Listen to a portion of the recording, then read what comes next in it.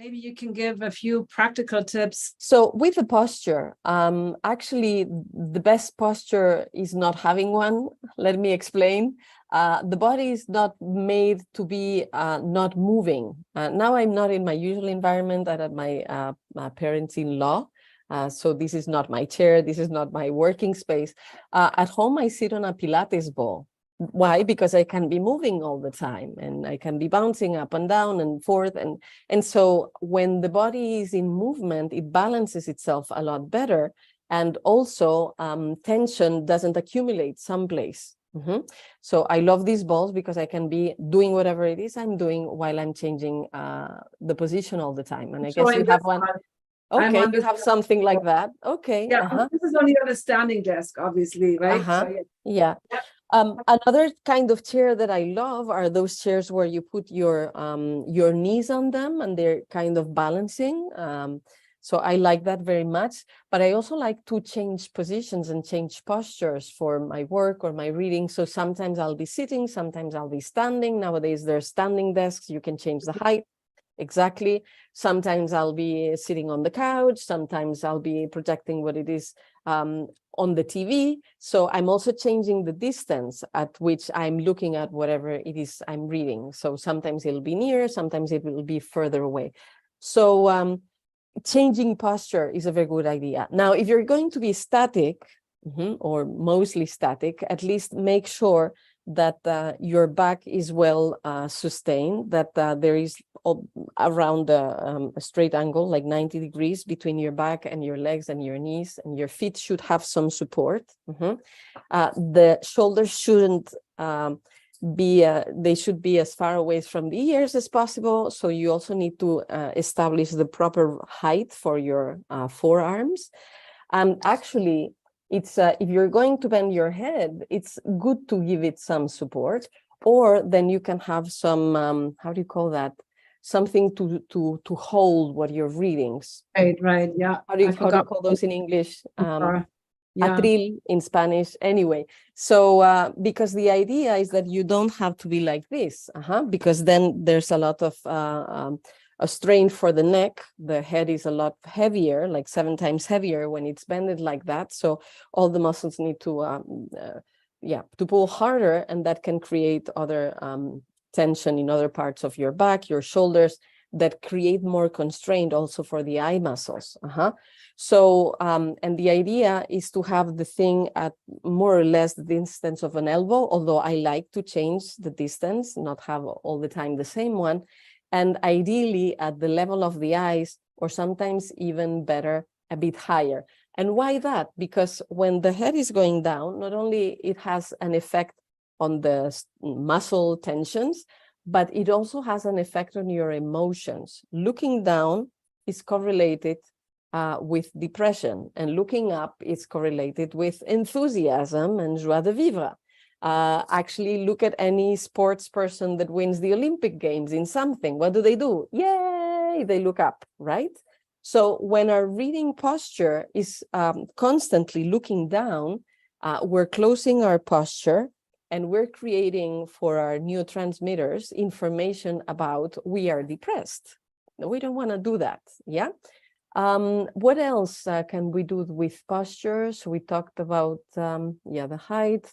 And light, I would say, so important, having enough natural light in the atmosphere. Okay, and also maybe good light focusing on what you want to read, and not having, if you're going to do it on a computer or a tablet or something like that, not having reflections of light that are very disturbing for the eyes. In my experience, it's very useful to change the conditions and to diversify the stimuli. So the same way that our nervous system and our endocrine system functions much better when we're exposed to natural light, and we have the kind of the tonality of the light at the time of the day when it's happening with the real sun. And then at night, we need to be sleeping in a space that is as dark as possible, so that again our nervous system and our eyes rest, and the enzymes that allow us to see and with contrast and colors can be generated again in the dark, all the contrasts are useful for eyesight. So if we want to have good eyesight, we'll want to pay attention at the details in our central vision while being aware of our periphery.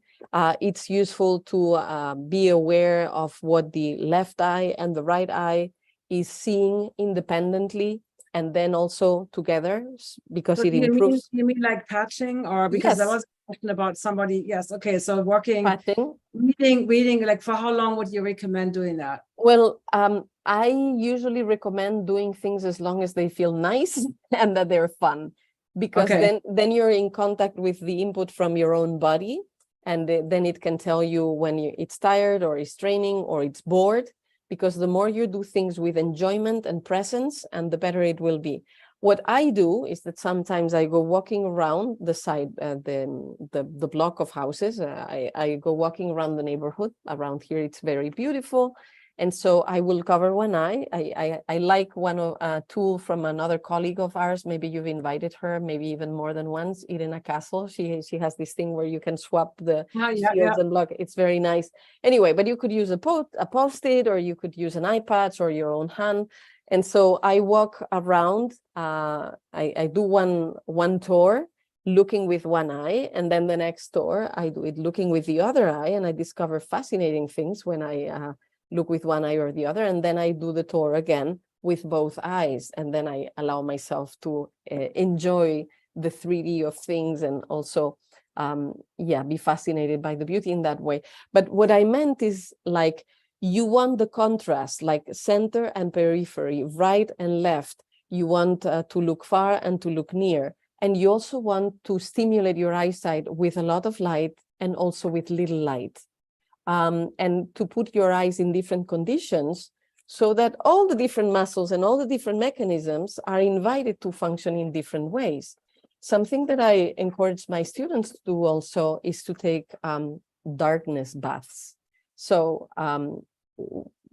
or darkness showers.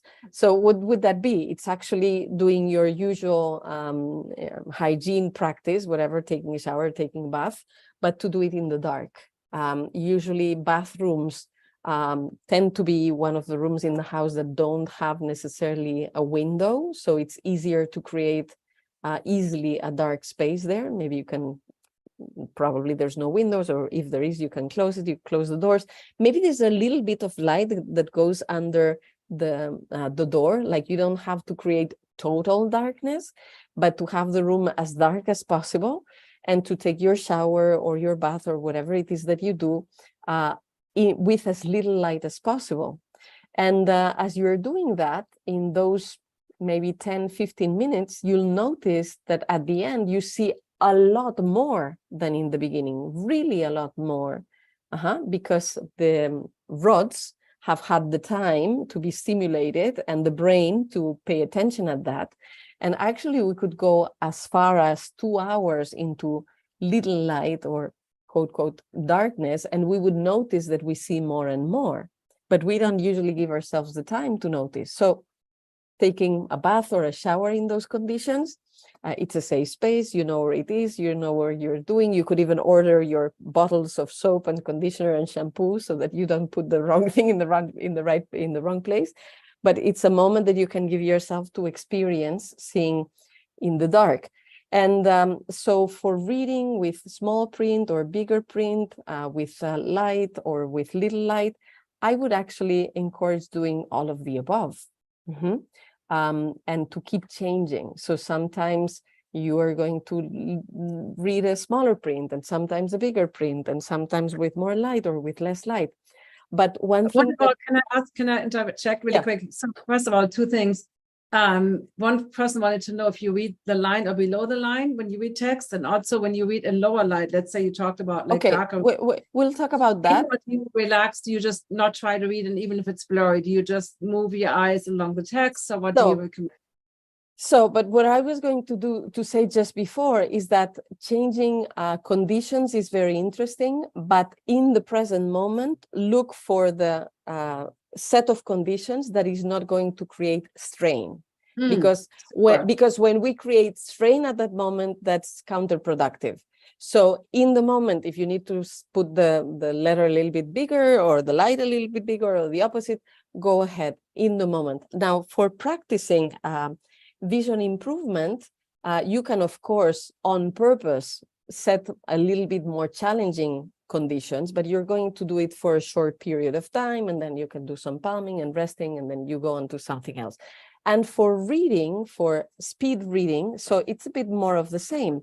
If we're using our eyes all the time, it's in the same way, like trying to capture the whole paragraph at once without moving the eyes, that's not going to be good for our eyesight in the mid-long term. But if we're combining doing that, because at some point we need to read fast for a limited period of time, and then we go for a walk in nature and we're looking at the birds and we're doing something else, then these different ways of looking and seeing end up compensating, and it's okay. For speed reading, they say that actually looking at the upper part, there's more variation in letters in the upper part, like you have the T's and the L's and the I's with a dot. So it's actually easier to do the recognizing faster with the upper side. So some people, instead of putting the pointer under the line, they will put it above the line. It seems to work better for them. Now, with speed reading, there's also something that's interesting that we can also relate with eyesight in a different way. And that is that we also understand what's in the text through our imagination.